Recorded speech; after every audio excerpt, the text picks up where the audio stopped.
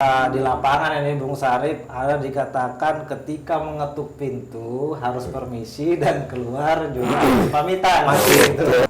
Untuk teman-teman yang ingin pindah perusahaan.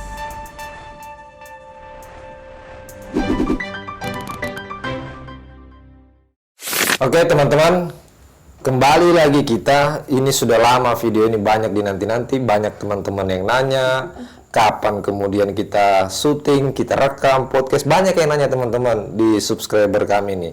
Kita kembali lagi bincang-bincang persoalan ketenaga kerjaan. Tetapi ketenaga kerjaan hari ini dalam tema dan pembahasan berkenaan mengundurkan diri secara sepihak. Nah, kalau mengundurkan diri secara sepihak, apa dampaknya? Kira-kira hak-hak apa yang didapati atau tidak sama sekali? Nah, itu yang akan kita bahas dan pendalaman-pendalaman melalui narasumber yang spektakuler, bombastis, dan sungguh tralala. Siapa dia? Namanya Bung Didit Iton Purnama. Apa kabar Bung Didit? Baik Bung Sarip. Baik ya. Lagi gitu.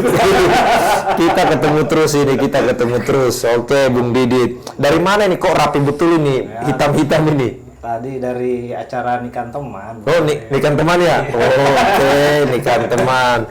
Nikah soalnya ini Man in Black ini. Oke. Bung Didit, saya kemarin sempat nelpon, katanya dari Australia katanya. Australia. Soalnya padat juga di sana itu. Katanya mau dampingi ketenaga kerjaan Australia itu warga. Tak sewilayah aja Bung Sari. Oh iya. Berarti di Swiss sekitaran wilayah Sanata. Oke. Teman-teman, tadi kan sudah menyinggung bahwa kita akan membahas ketenaga kerjaan, tetapi dalam konteks mengundurkan diri secara sepihak. Nah, saya ingin bertanya, pertanyaan pertama dan pembuka, sebelum kita masuk mendalami semuanya. Bung Didit, kira-kira wajar nggak sih orang itu mengundurkan diri sepihak? Nah, itu dulu deh. Ya, kalau secara regulasi Bung Sarip terkait mengundurkan diri itu kan ada yang dikatakan mengundurkan diri atas kemauan dari si pekerja, begitu kan. Ada juga yang mereka itu tiba-tiba hilang, tidak tahu kemana, begitu. Nah, secara regulasinya itu di pasal 162 ayat 3 di Undang-Undang Ketenagakerjaan nomor 13 tahun 2003, di situ harus 30 hari baru boleh mengajukan mengundurkan diri atau one month notice begitu. Oke, jadi begini nih. Misalnya saya masuk bekerja di perusahaan nih. Saya bekerja 1 bulan, 2 bulan, ketiga bulannya saya mengundurkan diri nih karena dapat kerjaan di tempat lain. Kira-kira boleh nggak itu? Ya, kalau ketika misalnya karyawan itu tiba-tiba hilang, nah 5 hari ini pasti akan dicari sama perusahaan. Nah, ketika 5 hari dia tidak tidak ada tanpa keterangan, itu dikatakan dia mengundurkan diri sepihak, Bung Sarip. Oh, oke. Itu dengan masa kerja terhitung 3 bulan. Bagaimana ketika dia status pekerjaannya tetap? Bolehkah mengundurkan diri atau ternyata tidak boleh sampai pensiun harus kerjain? Gimana itu? Kalau yang dikatakan tadi kan ada 2 case. 2 case di sini ada yang mengundurkan diri atas kemauan dari kehendak pekerja. Dan kedua, ada yang contoh seperti tadi. Contohnya dia tiba-tiba langsung hilang tuh tanpa keterangan. Dan ketika misalnya dia berstatus karyawan tetap dan dia tidak memberikan keterangan dari 5 hari tersebut, maka dianggap mengundurkan diri sepihak. Dan hak-haknya itu Bung Sarip, hak-haknya itu dia cuma mendapatkan uang pisah dan uang pengganti hak. Dia tidak mendapat pesangon, begitu Bung Sarip. Oke, itu ternyata hak-haknya berdampak juga ya ketika mengundurkan diri secara sepihak. Nah, kalau dengan masa kerja 3 bulan atau 4 bulan, haknya dia dapat atau memang sebagaimana penyampaian tadi nggak dapat juga, bagaimana itu? Kalau dia mengundurkan diri dalam masa kerja 3 bulan, ya ini kan mengundurkan dirinya ini dalam konteks dia hilang kan begitu. Dia 5 hari berturut-turut tidak hadir untuk bekerja. Nah, di sini dari pihak perusahaan secara otomatis langsung melakukan pemanggilan 2 kali yang patut ke alamat si karyawan tersebut berdomisili, begitu Bung Sari. Tanpa 2 kali pemanggilan yang patut, maka itu dianggap batal demi hukum. Jadi syaratnya ketika misalnya 5 hari berturut-turut itu tanpa keterangan, itu harus pihak perusahaan mengeluarkan surat pemanggilan, gitu, Sari. Oke, bagaimana semisalnya nih dia dikontrak oleh perusahaan dengan masa kerja 1 tahun, 12 bulan. Ternyata dia mengundurkan diri sepihak di bulan ke-7. Secara pribadi, apakah dia mendapatkan penalti atau misalnya konsekuensi dari perusahaan, atau tidak apa-apa aja, sudah bebas saja mau keluar atau enggak, bagaimana? Pastinya ketika si karyawan tersebut dikontrak tadi 1 tahun 12 bulan, kemudian dia mengundurkan diri, pastinya nanti di situ ada namanya penalti, Bung Sarif. Anggap dia si karyawan ini mengundurkan diri di bulan ke-7. Nah, sisa kontrak itu wajib dibayarkan si karyawan kepada perusahaan, begitu Bung Sarif. Jadi ternyata sungguh rumit juga ya ketika memang masa kontrak belum selesai, tiba-tiba mengundurkan diri, ternyata dia mendapatkan penalti atau harus membayar, begitu ya. Sisa kontrak. Harus membayar sisa kontrak. Oh, berarti kalau dia mengundurkan diri di bulan kedua masih tersisa 10 bulan, berarti 10 bulannya dia harus bayar tuh. Dibayar. Oke. Misalnya kalau nggak dibayar, gimana kira-kira? Ya, pada dasarnya kan di regulasi Undang-Undang Ketenagakerjaan mengatakan seperti itu, harus membayarkan sisa penalti. Tapi kebanyakan implementasinya, karyawan ini kan datang ke perusahaan dan kemudian dibilang, saya kan tidak sanggup untuk membayar. Gitu. Jadi kebanyakan di sini si perusahaan ini cuma mengambil gaji terakhirnya, Bung Sari. Oke. Itu win-win solutionnya lah. Win-win solutionnya, oke. Ketika memang si yang bersangkutan atau karyawan ini mengajukan pengunduran diri secara sepihak melalui lisan atau WhatsApp lah, atau telepon. Apakah itu diperbolehkan atau ternyata tidak boleh? Jadi mengundurkan diri secara sepihak itu harus melalui surat resmi, tertulis. Bagaimana itu? Kalau mengundurkan diri, tadi kan ada dua kriteria mengundurkan diri. Ada yang dikatakan karena mangkir, yang dikatakan 5 hari berturut-turut tanpa keterangan. Kemudian yang satunya atas kehendak si pekerja sendiri, kan begitu. Nah, kita kita kualifikasikan dulu di sini, Bung Sarif. Ketika si karyawan yang ingin mengundurkan diri atas kemauannya sendiri, dia harus mengajukan 30 hari. Nah, itu untuk pengunduran dirinya diajukan dulu atau dikatakan one month notice tadi, Bung Sarif. Nah, kemudian yang kedua, ketika si karyawan ini hilang 5 hari tanpa ada keterangan dan perusahaan sudah memanggil dengan patut, 2 kali pemanggilan yang patut. Nah, itu maka ketika karyawan itu berstatus karyawan tetap atau PKWTT, di situ maka dia hanya berhak uang pisah dan uang pengganti hak. Nah, sedangkan uang pisah di sini itu hanya kompensasi tambahan dari perusahaan, begitu Bung Sarif. Dan itu diatur di PP Peraturan Perusahaan atau PKB, Perjanjian Kerja Bersama, begitu. Oke, tadi kan disinggung bahwa pengajuan itu 30 hari ya? Iya. Ternyata si perusahaan ini tidak menyetujui. Tidak menyetujui pengunduran dirinya secara sepihak.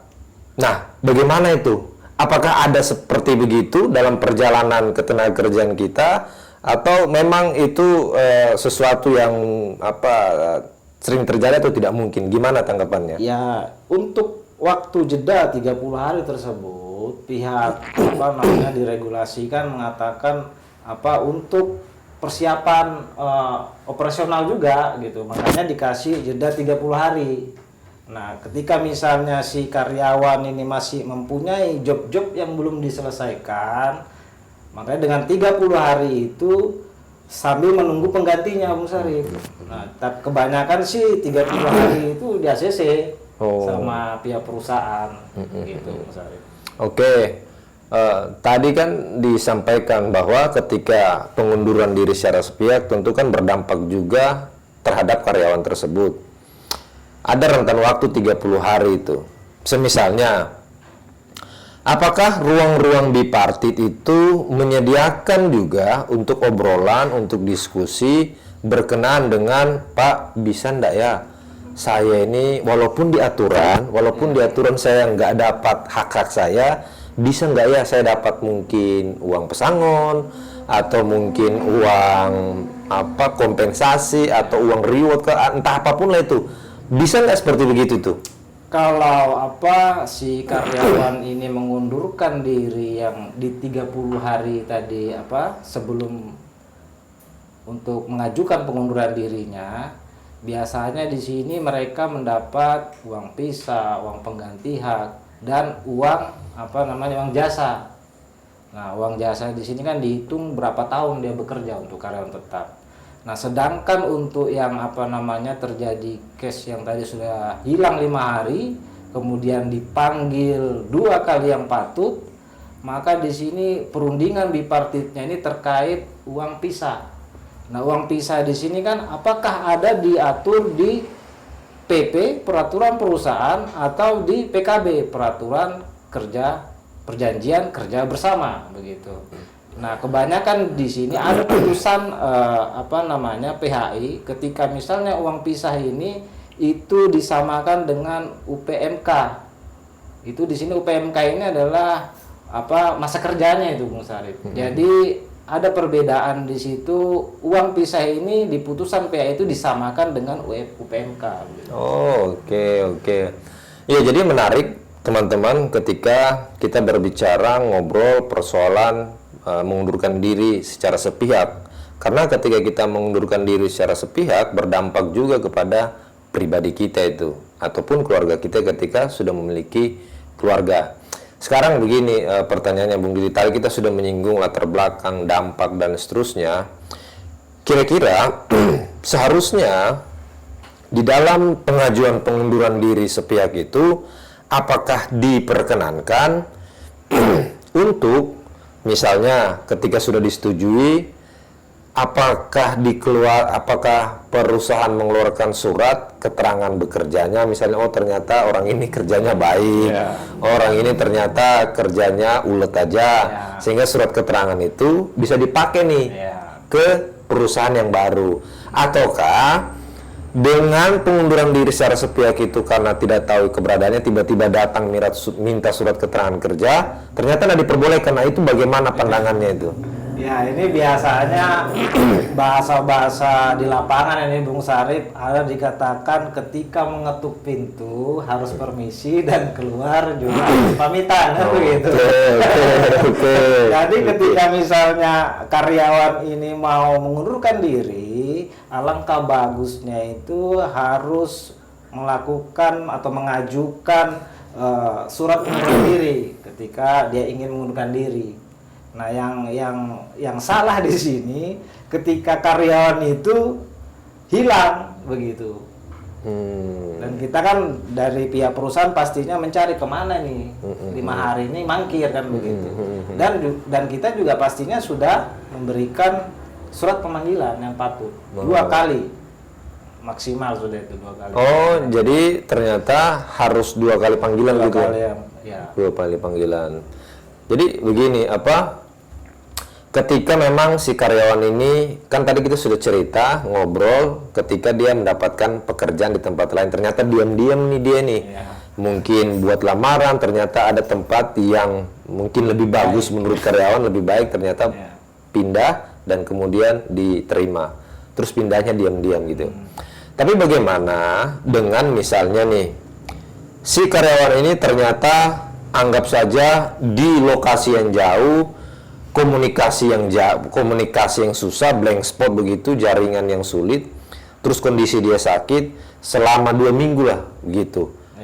Tiba-tiba balik kerja itu, apakah itu bisa dimaknai sebagai pengunduran diri secara sepihak? Karena kan dia susah, mungkin mau kontak bosnya susah karena ketiadaan jaringan dan black spot, mau mengirim surat juga mungkin tidak ada jasa pengiriman.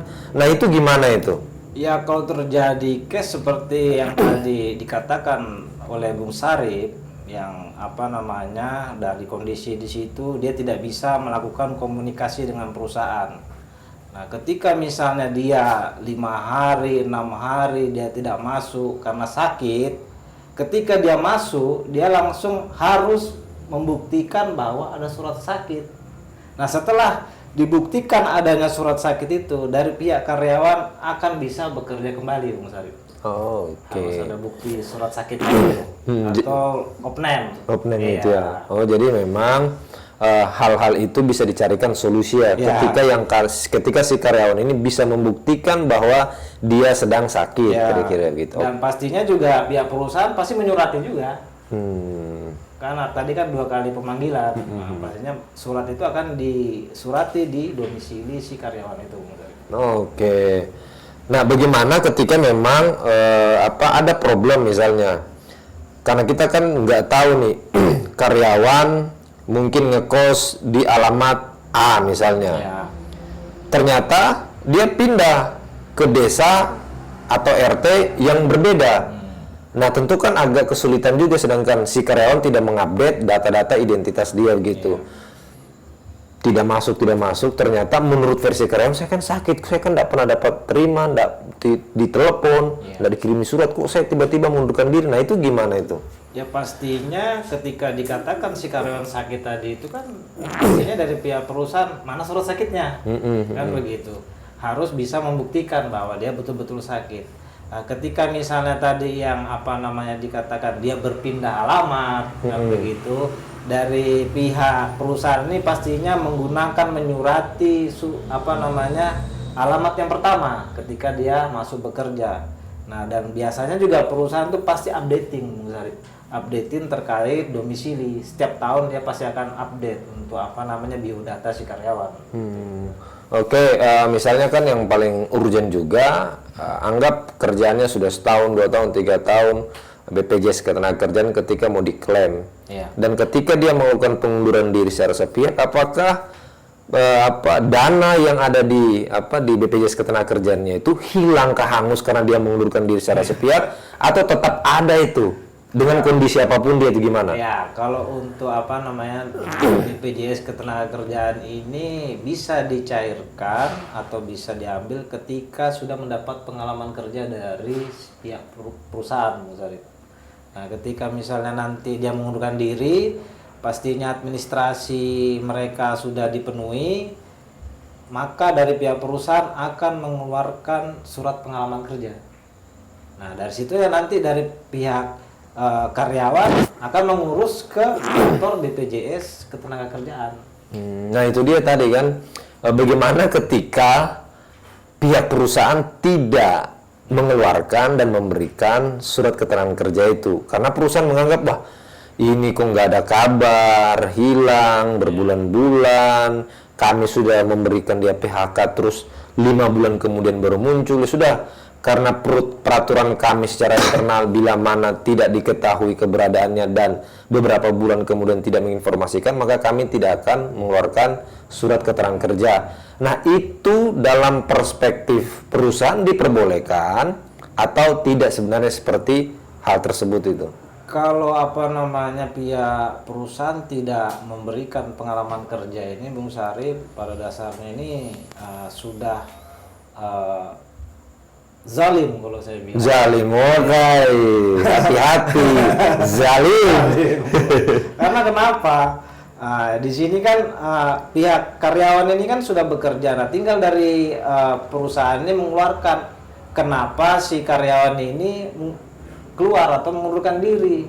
Kalau misalnya kita ambil contoh si karyawan ini mangkir, pastinya dari pihak perusahaan kan akan mengeluarkan terkait pengalaman kerja karena indisipliner. Indisipliner terkait apa? Terkait kehadiran atau ATR, attended ratio. Gitu.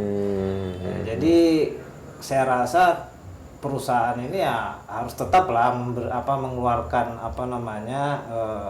surat pengalaman demi si karyawan ini juga ingin mengurus atau mencairkan dana BPJS ketenagakerjaannya begitu. Oke.